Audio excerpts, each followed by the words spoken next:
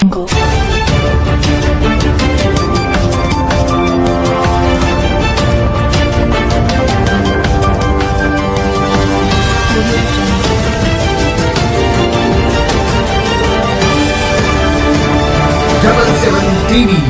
ప్రతి అక్షరం ప్రజాపక్ష. Welcome to 77 TV ప్రతి అక్షరం ప్రజాపక్షం. నేను మీ శ్రీనివాస్. ఈరోజు సోడవరం కాన్స్టిట్యున్సీ గోలుగుంట మండలం బుచ్చుంపేటలో అనిమిరెడ్డి రమణ అనే వ్యక్తి తనతో ఈరోజు ముఖాముఖి కార్యక్రమం మన 77 టీవీ ముందుకు తీసుకొచ్చింది. ఎందుకంటే అతను ఇప్పటికే ఎందరికో సమాజం బాగు కొరకు సమాజం సంక్షేమ పథకాల గురించి ఆలోచించి తన సేవా దృక్పథంతో ముందుకొచ్చి చాలామందికి హెల్ప్ చేసి వారందరి దగ్గర మనసు దోచుకొని వ్యక్తిత్వం కల మనిషితో ఈరోజు మనం ముఖాముఖి కార్యక్రమం జరుపుతున్నాం. సో నమస్కారం సార్. నమస్తే. మీ కుటుంబానికి మిమ్మల్ని మా ఛానల్ యాజమాన్యం కూడా అష్ట ఐశ్వర్యాలతో భోగభాగ్యాలతో హ్యాపీగా ఉండాలని ఆశిస్తూ ప్రేక్షకులకి ముందుగా 77 టీవీ ప్రేక్షకులందరూ కూడా భోగి, సంక్రాంతి, కనుమ శుభాకాంక్షలు అండి. నా పేరు అనిమిరెడ్డి రమణ. అది అనకాపల్లి జిల్లా రోలుగుంట మండలం బుచ్చుంపేట పంచాయతీ సంబంధించి ఒక వ్యవసాయ ఆధారిత కుటుంబం సంబంధించిన నేపథ్యం అండి. నేను, మా సిస్టరు, తర్వాత మా అమ్మ నాన్న ఒక జీవనం సాగిస్తుంటాం. అయితే నేను ఈ మధ్యకాలంలో గ్రామ వార్డు సచివాలయం నోటిఫికేషన్లో నేను వార్డు సెక్రటరీగా ఎంపిక కావడం జరిగింది. ప్రస్తుతం ఇప్పుడు నేను జీవీఎంసీలో వార్డు సెక్రటరీగా పనిచేస్తున్నాను. సరే. అయితే యాక్చువల్గా మీరు సాధారణ కుటుంబం నుంచి వచ్చానని చెప్తున్నారు. అలాగే మీ పురాణం ఫ్యామిలీ బ్యాక్గ్రౌండ్ రాజకీయ వ్యక్తులు కానీ రాజకీయ ముడిపడి కానీ ఉందా సార్ మీ ఫ్యామిలీతో? మా కుటుంబం ఒక రాజకీయంలో ఒక ఓటు వేయడానికి తప్ప ఈరోజు కూడా రాజకీయాల్లో ఎటువంటి ప్రమేయం కానీ పాత్ర కానీ పోషించలేదండి. మా కుటుంబం కాదు, మా కుటుంబ నేపథ్యం ఎవరు కూడా ఈ రాజకీయంతో ఇప్పటి వరకు ఎటువంటి సంబంధం లేదు. సరే, అంటే ఒకవేళ మాకు తెలిసిన ఏంటంటే మీరు చేసే సేవా దృక్పథంతో చేసే పనులన్నీ ఏదో ఆశించి చేస్తున్నారు అనే భావన అయితే పబ్లిక్లో కొంచెం నానుతుంది. తను ఏమీ ఆశించుకుంటూ అయితే చెయ్యరు కదా అనే ఆలోచన మా దృష్టికి వచ్చింది. దాంతో భాగంగా మీకు ఈ ప్రశ్న వేయడం. అయితే అసలు సేవా దృక్పథం అందరికీ పబ్లిక్కి న్యాయం చేయాలి, సహాయం చేయాలనే మైండ్ సెట్ ఎక్కడి నుంచి స్టార్ట్ అయింది? అంటే ఇప్పటికే చాలా మంది కూడా అంటుంటారు, ఈ డబ్బులు ఎలా వస్తుంటాయి, ఎలా చేస్తుంటాయి, ఎందుకు చేస్తున్నాడు అని అడుగుతుంటారు. కొంతమంది ఏదో ఆశించి చేస్తున్నామని చాలా మంది చెప్తుంటారు. కానీ వాస్తవానికి ఏంటంటే ఆ సహాయం అనేది నేను చదువుకున్నప్పుడు కానీ నా చిన్నప్పుడు కానీ పొందలేకపోవడం వల్ల చాలా కోల్పోయాను. లేదంటే వేరే స్థానంలో ఉండాల్సిన దానికి ఉదాహరణగా దానికి మోస్ట్ చాలా ఎగ్జాంపుల్ ఏంటంటే నేను గ్రూప్ 2 చదివేటప్పుడు ఆర్సీ రెడ్డిలో మెటీరియల్ అంటే చాలా ఫేమస్. ఆ రోజుల్లో నాకు ఒక బుక్ అనేది నాకు లేకపోవడం వల్ల నేను చదవలేకపోయాను ఆ రోజు. అలాంటి పరిస్థితి ఈ రోజు నాకు వేరే స్థానంలో అలాంటి పరిస్థితి రాకూడదనే ఉద్దేశంతో నాకు ఉండదు. అయితే మెయిన్ కాన్సెప్ట్ ఏంటంటే నేను ప్రధానంగా ఈ సోషల్ సర్వీస్ చేయడానికి ప్రధానమైన కారణం ఏంటంటే నా విద్యాభ్యాసం మొత్తం కూడా ప్రభుత్వ పాఠశాలలో జరిగిందండి. ప్రభుత్వ పాఠశాలలో జరగడం అంటే ఏంటంటే నా తల్లిదండ్రులతో పాటు నా చుట్టుపక్కల ఉన్న సమాజం కూడా నన్ను చదివించిందని భావిస్తాను. ఎందుకంటే నేను ప్రభుత్వ పాఠశాలకు వెళ్ళేసరికి అక్కడ ప్రభుత్వ భవనాలు, అదేవిధంగా ఉపాధ్యాయులు ఉన్నారంటే దాని అర్థం ఏంటంటే అప్పటికే మిగతా ప్రజలందరూ కూడా పన్నుల రూపంలో కట్టిన డబ్బులన్నీ కూడా ప్రభుత్వానికి ఆదాయం వెళ్ళి ఆ ఆదాయం ద్వారా టీచర్స్ని ఏర్పాటు చేసి బిల్డింగ్స్ కట్టారు. దానివల్ల ఏంటంటే ఇక్కడ మా తల్లిదండ్రులు ఎంతైతే నేను ఈరోజు చదువుకోవడానికి కారణమయ్యారో నా చుట్టుపక్కల కూడా అంతే కారణమయ్యారని నేను ప్రగాఢంగా నమ్ముతాను.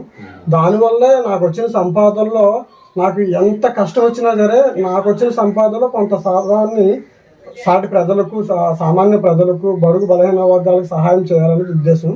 అయితే నాకు కష్టము, నా వ్యక్తిగతంగా కష్టాలు ఉండొచ్చు, దాన్ని దీని మీద ప్రభావం చూపను, దానికంటూ కొంత డబ్బులు కేటాయించడం, దానికంటూ చేయడం అనేది జరుగుతుంది.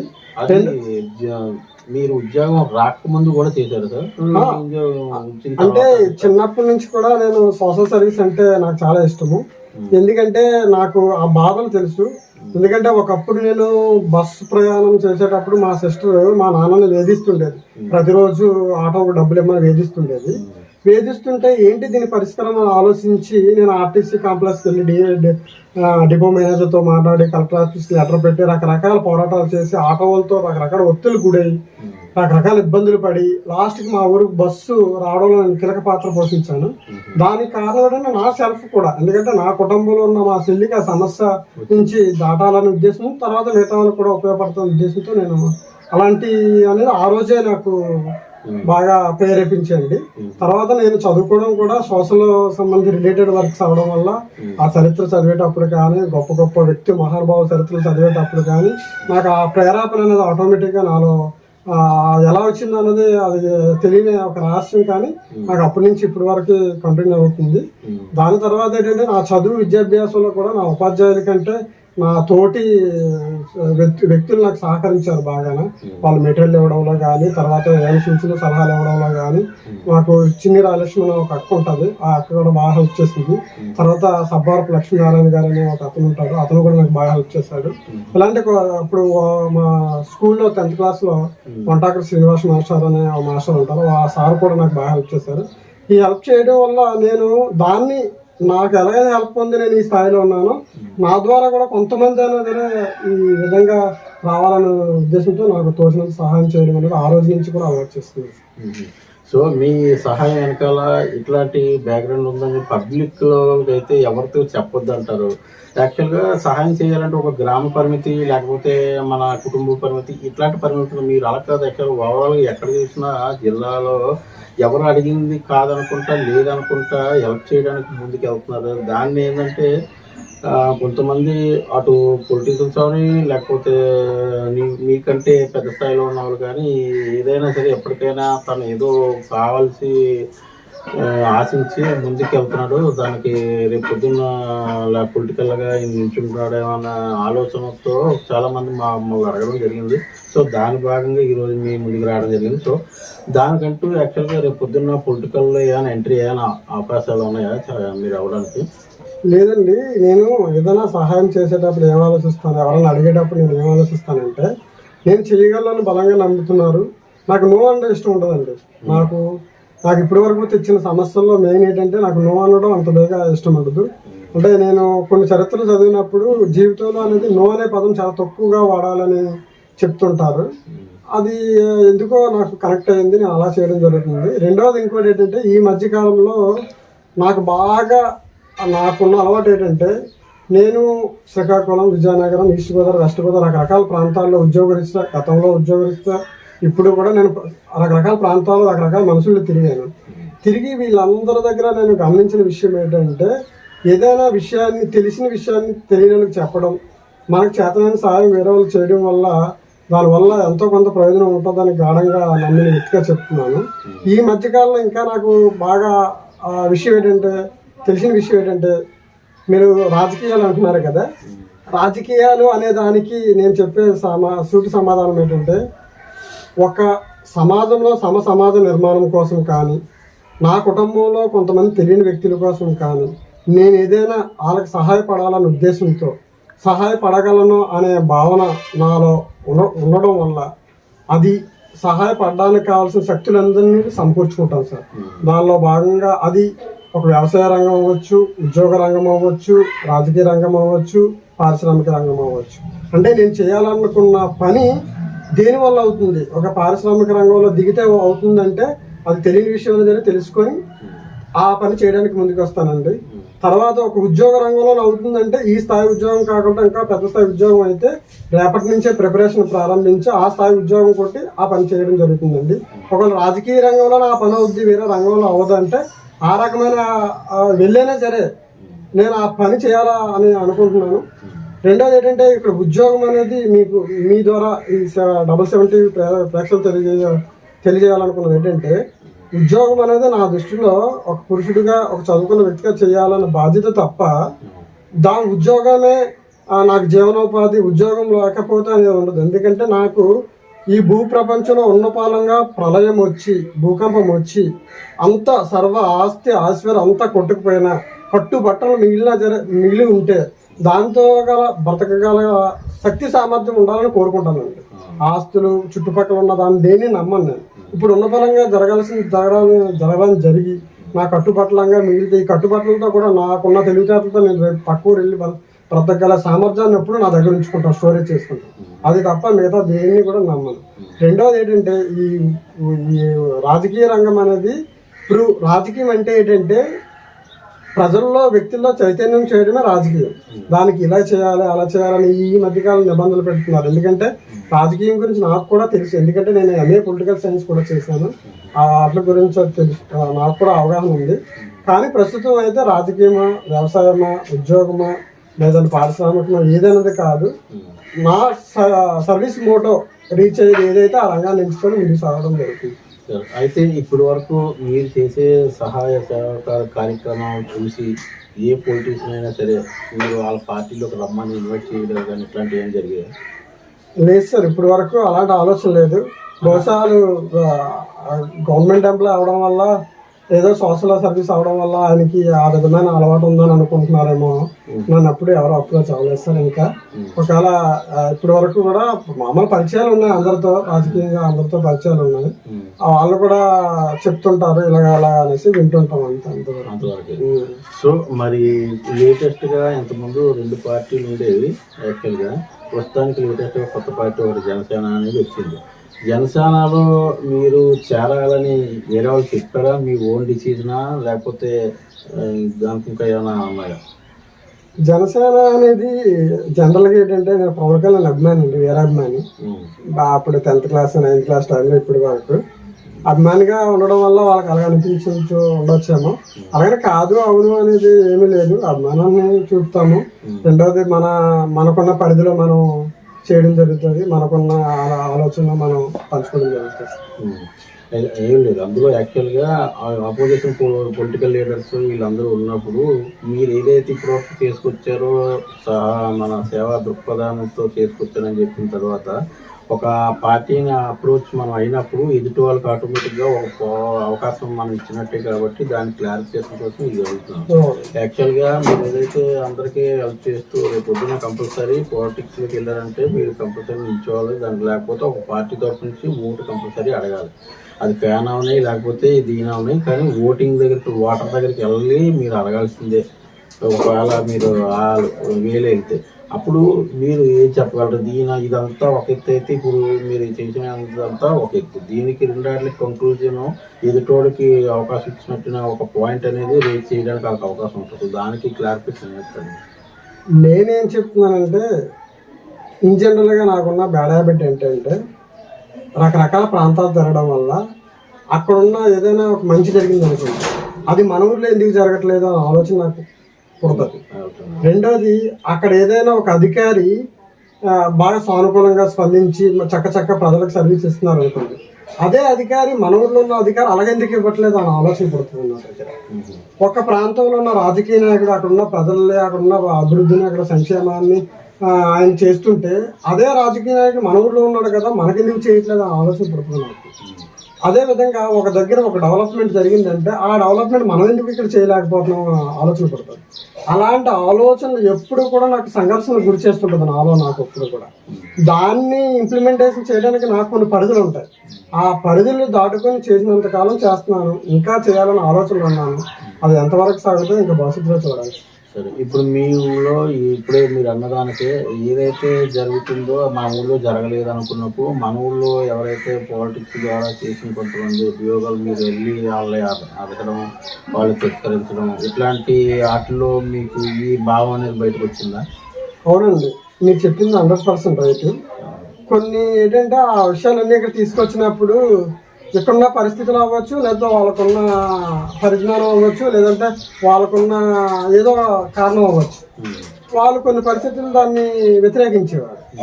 ఇలా చేస్తున్నారు కదా అక్కడ మీరెందుకు చేయట్లేదంటే దానికి సమాధానం చెప్పేవారు కాదు. ఇంత చదువు పీజీలు చదువుకొని డిగ్రీలు చదువుకొని ఏంటి అనే పరిస్థితి ఆ రోజు తీసుకొచ్చేవారు. అప్పుడు జాబ్ రాకముందు వాటి మీద ప్రత్యక్షంగా పోరాటాలు చేసేవాళ్ళు. ఎందుకంటే దానికి పరిధులు ఉండే కాదు, వాలంటరీగా ఉండేవాడిని, ప్రతి విషయాన్ని స్పందించేవాడిని. అప్పుడు సమాచార హక్కు చట్టం ద్వారా సమాచారం తీసుకునేవాడిని, ఆ సమాచారాన్ని ప్రజల్లో తీసుకెళ్లి వాస్తవాలను నేను చర్చించేవాడిని. ఇవన్నీ జరిగేది. ఇప్పుడు ఒక చిన్న స్థాయిలో పెద్ద స్థాయిలో ఒక ప్రభుత్వ ఉద్యోగంకి వెళ్ళాక కొన్ని పరిధులు అనేవి నాలో ఉన్నాయి. అంటే ఉద్యోగరీత్యా ప్రభుత్వ నిబంధనలు అనుసరించి ప్రభుత్వ ఆదేశాల అనుసారం పనిచేయాలనే పరిస్థితి ఏర్పడింది. దానివల్ల కొద్దిగా ఇబ్బంది ఉంది. అయినప్పటికీ కూడా మనం ఏదైనా మంచి చేస్తే ప్రభుత్వాలైనా ప్రజలైనా అధికారులైనా ఎవరైనా ఎంకరేజ్ చేయాల్సిందే. అందుకనే ఎవరికి కాంట్రవర్సీ లేకుండా నాకు తోచినంత సహాయం చేయటం ఇవన్నీ చేసుకుంటారు. ఈ మధ్యకాలంలో మీరు బుచ్చంపేటలో చూసుకున్నట్లయితే ఒక వాటర్ సమస్య ఉంది ఒక వీధిలో. తర్వాత ఎన్నో కాలం నుంచి వాళ్ళకి పెద్దలు వాటర్ సమస్య క్లియర్ చేస్తున్నారు. అది ప్రభుత్వం దృష్టి తీసుకెళ్ళాలి. కానీ రకరకాల కారణాలు, నిధులు కొరత అవ్వచ్చు, అక్కడ పరిస్థితులు కొరత అవ్వచ్చు. అది దీనికి ఏం చేద్దామని ఆలోచన చేసి ఒక బోర్ తవ్వించి ఒక మోటార్ దానికి అటాచ్ చేసి ఆ మోటార్కి 2 ట్యాంకులు వాటర్ ట్యాంకులు అటాచ్ చేసి అక్కడ 2 వీధుల్లో వాటర్ అనేది ఇవ్వడం జరుగుతుంది. తర్వాత ఇంకా మిగతా ప్రాబ్లమ్స్, ఊళ్ళో చిన్న చిన్న ప్రాబ్లమ్స్ నా పరిధిలో ఉన్నటువంటి ప్రభుత్వాల సంబంధం లేకుండా సొల్యూషన్ చేయడానికి అవకాశం ఉన్నంతలో చేయడం జరిగింది. అంటే మీరు బోర్ వేసి ట్యాంకులు వేసినట్టు ఓవరాల్ గా 2 lakhs ఉంటుంది బడ్జెట్ మొత్తం. అంత ఎక్స్పెండ్ చేసి మీరు చేసినప్పుడు కంపల్సరీ మరి మీకున్న పొజిషన్ నాయకులు కానీ ఇట్లాంటివి కానీ మీరు కాన్ఫిడెన్స్ కానీ ఏమైనా వస్తే మీరు ఎలా తీసుకెళ్ళారు? కంపల్సరీ చేస్తారు అనుకుంటూ ఉంటారు కదా జనాలు తీసుకెళ్ళినప్పుడు. ఇంత వర్క్ చేసినప్పుడు ఫండింగ్ అంత పెట్టామంటే ఆయన ఆశించి చేశారు అనే మైండ్ సెట్ మీ దృష్టికి వచ్చి ఉంటుంది అసలు దానికి. అయితే ఇక్కడ ఊర్లో పెద్దలు తర్వాత మిగతా వాళ్ళు కూడా నాకు పుట్టినరోజుకి కొంతమంది కొన్ని బడుగు బలహీన వర్గాలు ఫ్లెక్సీలు అవి పెట్టడం, ఆ తర్వాత వాళ్ళు నా మీద ఉన్న అభిమానాన్ని నేను చేస్తున్న పనుల పట్ల వాళ్ళ యొక్క అభిమానాన్ని చాటుతుంటే కొంతమంది వ్యక్తులు వాళ్ళకి ఇండైరెక్ట్గా వార్నింగ్లు అవి ఇవ్వడం కూడా జరుగుతుంది. అయినప్పటికీ కూడా చేసి మంచి పని అవడం వల్ల దానివల్ల నా దాకా రాలేదు. దానికి వచ్చేటంటే నా కుటుంబ నేపథ్యం అనేది చాలా పెద్దది మా ఊర్లో. అంటే నాకు చుట్టాలు బయట ఊర్లో కూడా లేరు. మొత్తం కుటుంబం, మా చిన్నాన్న వాళ్ళు, పెదనాన్న వాళ్ళు, మా బంధువులు అందరూ కూడా ఈ ఊరికి సంబంధించారు. నాకు బంధువర్గం మొత్తం నా చుట్టుపక్కల ఉన్న ఈ విలేజ్ లో 80% 60% నాకు సంబంధించిన వాళ్ళు అందరూ ఉండడం వల్ల ఈ ప్రాబ్లం అనేది ఎప్పుడూ రాలేదు. రెండోది ఏంటంటే కొంతమంది ఇంకా నా మీద కిట్టిన వాళ్ళు ఎలా మాట్లాడుతున్నారంటే ఈ నిధులు ఎక్కడి నుంచో తెస్తున్నారేమో, ఏదో చేస్తున్నారేమో అనుకుంటున్నారు. అయితే నాకు వ్యక్తిగత ఆర్థిక పరిస్థితి కూడా కొద్దిగా ఇబ్బందిగా ఉన్నా సరే నేను చేసే సహాయం వల్ల కొన్ని కుటుంబాలు కొద్దిగా సాటిస్ఫై అవుతున్నాను. ఆ తృప్తి అనేది నాకు బాగా దాన్ని ఓవర్కమ్ చేయడం జరిగింది. అందుకే నేను ఆ విషయంలో ఎన్ని విమర్శలు వచ్చినా దాన్ని పాజిటివ్గా తీసుకుంటాను. తర్వాత రెండోది ఏంటంటే జనాల్లో నాకు మంచి స్పందన ఉంది కనుక అలాంటి ఒకరిద్దరు వ్యక్తుల వల్ల నాకు వచ్చి ఒరిగేది పోయేది లేదని నేను భావిస్తుంటాను. రెండోది ఏంటంటే చాలా వరకు మంచి అని అంటున్నారు కనుక దాన్ని వాళ్ళు చెడుగానే ఏదైనా అని నా శ్రేయభిలాషులు ఎవరైనా ఈ విషయంలో తప్పు చేస్తున్నామంటే దాన్ని ఒకసారి పరిశీలనలో తీసుకొని దాన్ని మార్చుకోవడానికి కూడా నాకు ఏ అభ్యంతరం లేదు. ఎందుకంటే నాది చాలా చాలా చాలా కటుకు కష్టాలు అనిపించి వచ్చినవన్నీ ఈరోజు నేను ఏ పనైనా చేయడానికి నేను సిద్ధంగా ఉన్నాను. కారణం ఏంటంటే ఒకప్పుడు ఒక మెకానిక్గా పనిచేసేటప్పుడు బండి లైవ్లో ఉంటే బండి చక్రాల కింద ఉండి ఆ బండిని రిపేర్ చేసిన పరిస్థితులు ఆ రోజులు అనుభవించి వచ్చాను. రెండవది రకరకాల పరిస్థితుల్లో వేరు ప్రాంతాల్లో ఖమ్మం జిల్లాలో వర్క్ చేశాను, కొత్తగూడెం జిల్లాలో, మహారాష్ట్రలో కూడా నేను పనిచేశాను. నా బాల్యం అంటే ఇప్పుడంటే ఈ మధ్యకాలంలో నా బాల్యం కొద్దిగా చెప్పుకోవడానికి అందంగా కనిపించవచ్చేమో, కానీ గతంలో అయితే నాదంత దౌర్భాగ్య పరిస్థితి ఎవరికి రాదు. అలాంటి దౌర్భాగ్యస్థితి అనుభవించాను కనుక అంతకంటే దీనస్థితికి వెళ్ళిపోయే పరిస్థితి నాకు రాదని నమ్ముతున్నాను కనుక నేను ఈ సర్వీస్ అవ్వచ్చు, ఈ ప్రజలు అవ్వచ్చు, దేనికైనా సిద్ధంగా ఉన్నాను. సో అయితే నెక్స్ట్ మనకి 2024 మనకి ఎలక్షన్ ఉంది. మరి ఎలక్షన్లో పార్టిసిపేట్ చేయాలనే ఆలోచన దృక్పథం అట్లాంటిది ఏమైనా ఉందా? లేదండి, ఎందుకంటే నేను ఆల్రెడీ ప్రభుత్వ ఉద్యోగంలో ఉన్నాను. నేను దీనికి రిజైన్ చేసి పార్టిసిపేట్ చేయడానికి నాకు అవ్వదంటే ఎందుకు అవ్వదు అని అనుకోవచ్చు. కానీ నేను ప్రభుత్వ ఉద్యోగమైన సర్వీసే, రాజకీయాలకు వచ్చిన సర్వీసే. అదైనా సేవ చేయడమే, ఇదైనా సేవ చేయడమే. ఒకవేళ మా కుటుంబ సభ్యులు ఎవరైనా దీనికి ముందుకు వస్తే వాళ్ళకి నా అంతు సహకారాలు అందించి కొద్దిగా బెటర్ సర్వీస్ ఇవ్వడానికి కోరుకుంటాం. మీకు ముందే చెప్పాను నేను ఎందుకంటే నన్ను కొంతమంది కుటుంబం సభ్యులు ఉన్నారు మా చాలా మంది, వాళ్ళందరూ కూడా నిరక్షరాస్యులు. వాళ్ళకి రాజకీయం వల్ల జరిగే నష్టం కానీ లాభం కానీ దాని యొక్క ప్రాధాన్యత కానీ తెలియదు. అలాగే నేను చెప్పినా వినే పరిస్థితులు గతంలో ఉండేవారు కాదు, ఇప్పుడు క్రమేపీ వింటున్నారు. ఈ వినడం వల్ల ఏంటంటే ఈ రాజ్యాంగంలో కల్పించిన హక్కులు కానీ విధులు కానీ ఈ ప్రతిఫలాలు కానీ వాళ్ళకి చేరువేసే క్రమంలో ఈ ప్రభుత్వ సంక్షేమం కానీ అభివృద్ధి కానీ వాళ్ళకి చేరువేసే క్రమంలో నాకు కొన్ని ఇబ్బందులు ఉన్నదని నా కుటుంబ సభ్యుల సహాయ సహకారాలతో దాన్ని నేను ఓవర్కమ్ చేస్తాను. చాలా అంటే లేటెస్ట్గా మనం అనుకునే పరిస్థితి ఏంటంటే ఉద్యోగం చేస్తూ పాలిటిక్స్లో కూడా వాళ్ళ ఫాదర్ని కానీ మదర్ని కానీ వైఫ్ని కానీ ముందుకు తీసుకెళ్లే పరిస్థితులు ఉన్నాయి. ఆల్రెడీ చేశారు, చాలా చేస్తున్నారు. ఎందుకంటే మీకు యాక్చువల్గా మీ దృక్పథం సేవా దృక్పథం అనే దానితో ముడిపెట్టుకుంటే ఇంకా ఎక్కువ చేయొచ్చు కదా, ఫండింగ్ ఎక్కువ వస్తుంది కదా అనే ఆలోచన మీలో తట్టినప్పుడు పాలిటిక్స్ ద్వారా అవుతుంది అనుకున్నప్పుడు పాలిటిక్స్ ద్వారా నమ్ముకోవడం తప్పలేదు కదా. దానివల్ల నేను ఈ అంటే మీరు చెప్పిన 100% రైట్ సార్. ఎందుకంటే నన్ను గురువుగా భావించే జేడి లక్ష్మీనారాయణ గారు కానీ, అభిమానించే పవన్ కళ్యాణ్ కానీ, క్రికెటర్ ధోని కానీ, తర్వాత ఈ రకరకాల మనకి ఆదర్శవంతులు ఉన్నారు. వీళ్ళందరూ చరిత్రలు చదివినప్పుడు క్రమేపీ వాళ్ళ జీవన క్రమంలో చిన్న చిన్న ఇలాంటి ఒడిదొడుకులు, మార్పులు, చేర్పులు, విజయాలు, అపజయాలు ఇవన్నీ చూశాను. వీటన్నిటినీ మనం పరిశీలనలో తీసుకొని ఏదైతే జరిగిపోయిందో దాన్ని అంతా ఒక గుణపాఠంగా తీసుకొని వర్తమానాన్ని అందిపుచ్చుకొని భవిష్యత్తుకు ఆలోచన చేయడమే నా ముందన్న గమ్యం. అంటే మాకు ఇక్కడ ఫీడ్బ్యాక్ ఏమొచ్చిందంటే మీరు చూసిన దాంట్లో కానీ నేను నేర్చుకున్న దాంట్లో కానీ మాకు తెలిసిన దాంట్లో ఏంటంటే యాక్చువల్గా ఒక వ్యక్తిగతంగా ఒక జాబ్ హోల్డర్ నుండి మీరు సేవా దృక్పథం చేయండి, ఏం చేయండి, అభినందిస్తారు, మిమ్మల్ని ఆస్వాదిస్తారు, ఇంకోటి సేవ చేయడానికి చాలామంది మనకు హెల్ప్ చేయడానికి ముందుకు వస్తారు. కానీ పాలిటిక్స్లో ఒకసారి మనం కానీ పాలిటిక్స్ కానీ స్టెప్ వేస్తే ఆటోమేటిక్గా మీరు ఎంత జెన్యూన్ అయినా లేకపోతే మీరు ఎంత క్లారిటీగా ఉన్నా లేకపోతే నిజాయితీ పరుడుగా ఉన్నా సరే రాజకీయం అనేది వంకు భారతం బొంకని పూర్తిని అనలే పెద్దలు. సో దానికి మీపై ఒకసారి కానీ మీరు కానీ మీ ఫ్యామిలీ తరపు నుంచి కానీ లేకపోతే మీ వాళ్ళు ఎవరి నుంచో పెట్టి కానీ ఒకవేళ అలా చేశారనుకో రానున్న రోజుల్లో మీ మీద చాలా అలిగేషన్స్ కానీ లేకపోతే మీపై కామెంట్స్ కానీ చాలా ఎదుర్కోవాల్సి వస్తుంది. అంతవరకు వస్తే దాని గురించి మీరు ఎదుర్కోవడానికి సిద్ధంగా ఉన్నారా? అట్లాంటిది ఏదైనా జరిగితే ఏం చేయగలరు? ఫస్ట్ ఆఫ్ ఆల్ ఏంటంటే అండి, నాది సర్వీస్ ఓరియంటెడ్ సర్వీస్ మోటో కనుక ప్రస్తుతం మా నాన్నగారు అంటే నాకు చాలా అభిమానం, చాలా ఇష్టం. మమ్మల్ని స్థాయి తీసుకొచ్చిందో ఆయన కష్టాల మీద తీసుకొచ్చాడు. ఆయన గుర్తింపుగా ఒక ఫౌండేషన్ స్టార్ట్ చేసి ఇప్పటి వరకు పంచాయతీ రకరకాల తెలిసిన ప్రాంతాల్లో చేశాను. ఇప్పుడు మండలంలో ఉన్న 24 పంచాయతీల్లో మొత్తం ఉన్నటువంటి గ్రామాలన్నింటిలో కూడా ఇప్పుడు చాలామంది మిత్రులు వచ్చారు, నన్ను అభినందించి రకరకాల పరిచయం. ఈ మధ్యకాలంలో మనం చాలా ఊర్లు బలలు అవి ఏర్పాటు చేస్తాం. మిగతా ఊళ్ళు మా ఊరికే కాకుండా మండలం మొత్తం కూడా ప్రతి పంచాయతీలో కూడా నా సర్వీస్ని విస్తరించాలనే ఆలోచనలో ఉన్నాను. దీనికి సంబంధించి ఆర్థిక వనరులు గట్రా సమకూర్చుకొని దానికి కావాల్సిన ఏర్పాట్లు చేసుకుంటాను.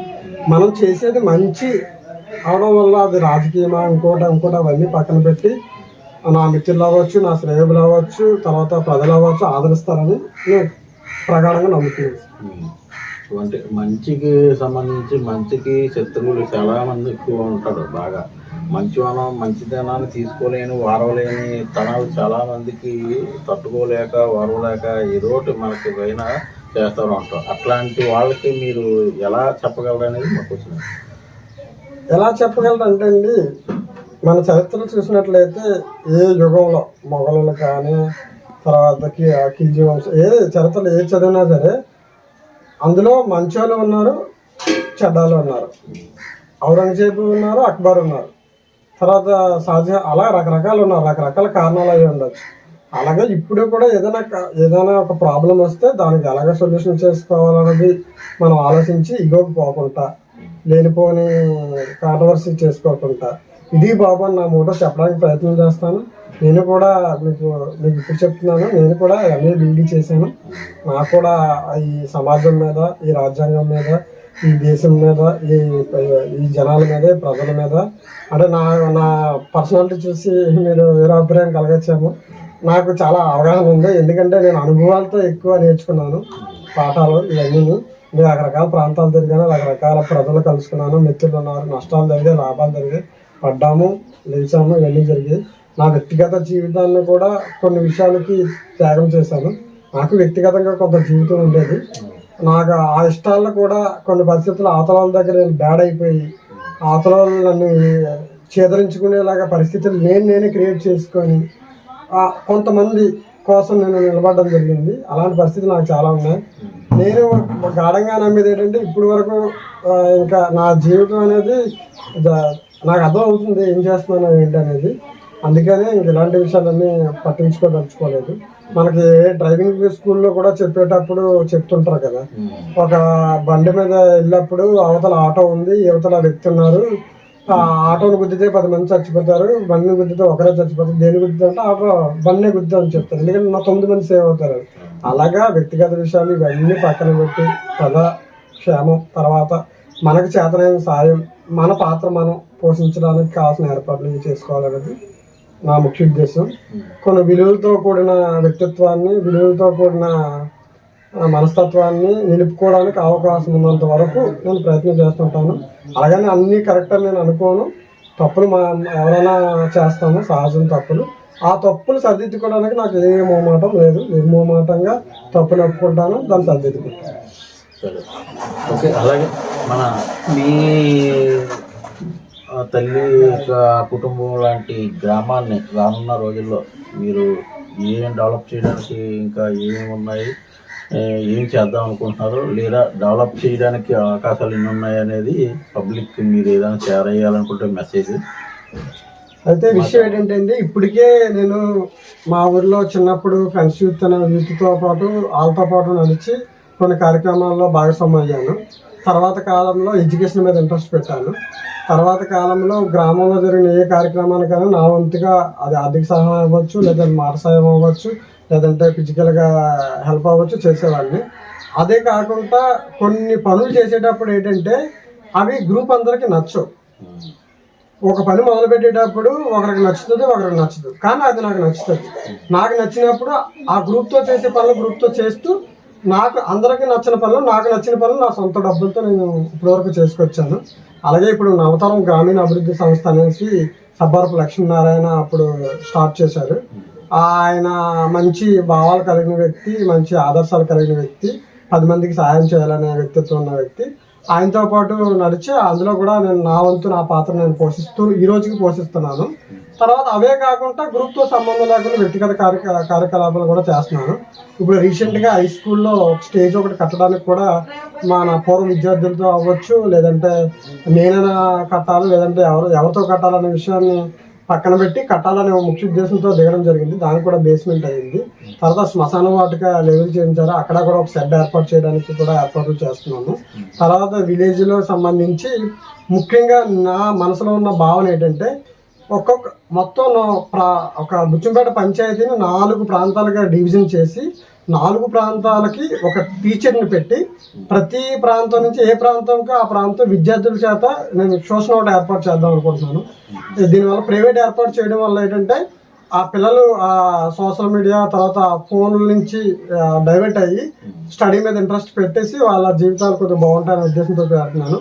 అయితే ఆ టీచర్లు ఎవరైతే ఉన్నారో వాళ్ళకి నా సొంత నిధులతో శాలరీస్ ఇచ్చి ఏర్పాటు చేస్తాను. తర్వాత ఇంకెవరైనా దాతలు ఎవరైనా ఉంటే వాళ్ళ చేత ప్రైవేట్గా క్లాసులు అవి చెప్పించి కొద్దిగా విలువైన సూచనలు అవి ఇప్పించి ఫైనల్గా విద్య, వైద్యం, ఆరోగ్యం, సంక్షేమం రకరకాల ప్రభుత్వం ఏదైతే ప్రాధాన్య క్రమంలో నడుపుతుందో వ్యవస్థలు, ఆ వ్యవస్థలన్నీ కూడా బుచ్చంపేటలో సక్రమంగా అమలు అవడానికి, దాన్ని ఆచరణ రూపం దాల్చడానికి, కార్యరూపం దాల్చడానికి, 10 మందికి చేరడానికి, అట్టడుగు వ్యక్తికి కూడా ప్రతి విషయం చేరడానికి, ప్రతి బెనిఫిట్ కూడా పొందడానికి కావాల్సింది ఎంతవరకు అవకాశం ఉంటే ఆ ఏర్పాట్లు నేను చేయడానికి సిద్ధంగా ఉన్నాను.